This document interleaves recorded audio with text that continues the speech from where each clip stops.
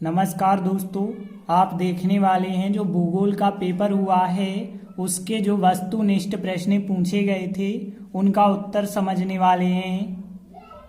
तो देखिए, हम बात करें पहले क्वेश्चन की तो सही विकल्प था जिसमें आ नंबर का क्वेश्चन था एलिमेंट ऑफ जियोग्राफी नामक पुस्तक किसने रचना की थी। तो इसका राइट आंसर था फ्रेंच एवं ट्वेवार था। तो इसका जो राइट आंसर था सेकंड था। इसके बाद जनसंख्या की दृष्टि से चीन का विश्व में कौन सा स्थान है, पहला स्थान है। फिर प्रशासनिक नगर जो है कौन सा है, तो इसका राइट आंसर है दिल्ली है। फिर कौन सी नदी जो है कोयला नदी कहलाती है, तो इसका राइट आंसर था राइन नदी। फिर अगला था पांचवा, भारत का प्रथम संचार उपग्रह कौन सा है, तो आर्यभट्ट जो है इसका राइट आंसर था। इसके बाद यदि हम खाली स्थान की बात करें तो देखिए भारतीय वन अनुसंधान संस्थान कहाँ पे है, तो इसका राइट आंसर है देहरादून में है। तो देहरादून इसका उत्तर सही था। फिर मसालों का राज्य किसे कहते हैं, तो केरल। तो केरल को कहा जाता है मसालों का राज्य। और एक राज्य से दूसरे राज्य को जोड़ने वाली सड़कें अंतर्राज्यीय सड़कें कहलाती हैं। तो इसका राइट आंसर क्या था, अंतर्राज्यीय सड़कें। तो यहाँ पे अंतर्राज्यीय सड़कें कहलाती हैं। तो अंतर्राज्यीय सड़कें या फिर जो है आप राजमार्ग लिख सकते हैं। तो राजमार्ग या अंतर्राज्यीय सड़कें कहलाती हैं। इसके बाद देखिए भारतीय मृदा की समस्या अपरदन एवं खालिस्तान ह्रास है। तो इसका राइट आंसर था मृदा ह्रास है। फिर विश्व में जनसंख्या की दृष्टि से भारत का कौन सा स्थान है, तो भारत का दूसरा स्थान है।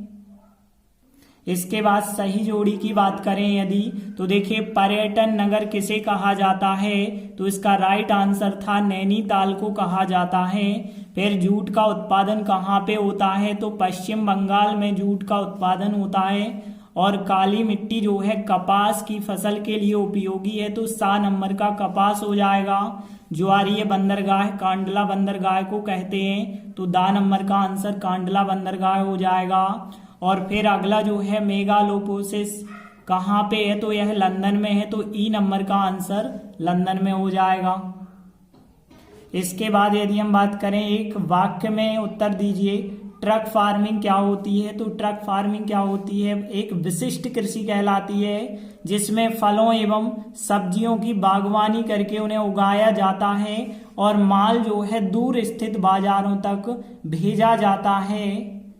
तो यहाँ पे हम कह सकते हैं फलों एवं सब्जियों का उत्पादन करके दूर स्थित बाजारों तक व्यापार करने के लिए भेजना ट्रक फार्मिंग कहलाता है। और इसके बाद जो है बिखरे अधिवास कहाँ पाए जाते हैं, तो यह भारत में जो होते हैं पर्वतीय एवं पहाड़ी क्षेत्रों में पाए जाते हैं। या फिर आप कह सकते हैं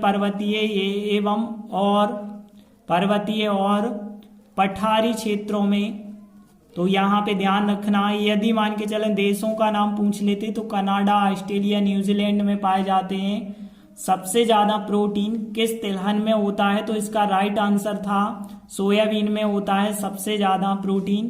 फिर भारत में कितने रेल जोन हैं, तो इसका राइट आंसर था 16। और फिर इसके बाद ध्वनि प्रदूषण क्या होता है, तो ध्वनि प्रदूषण की बात करें तो ध्वनि में अवांछनीय वृद्धि होना ध्वनि प्रदूषण कहलाता है। तो हम लिख सकते हैं ध्वनि में अवांछनीय वृद्धि जो मानव के लिए हानिकारक होती है उसे हम ध्वनि प्रदूषण कहते हैं। इस प्रकार आप 20 विकल्प मिला करके हमें कमेंट में बताइए आपके कितने विकल्प सही हुए। धन्यवाद।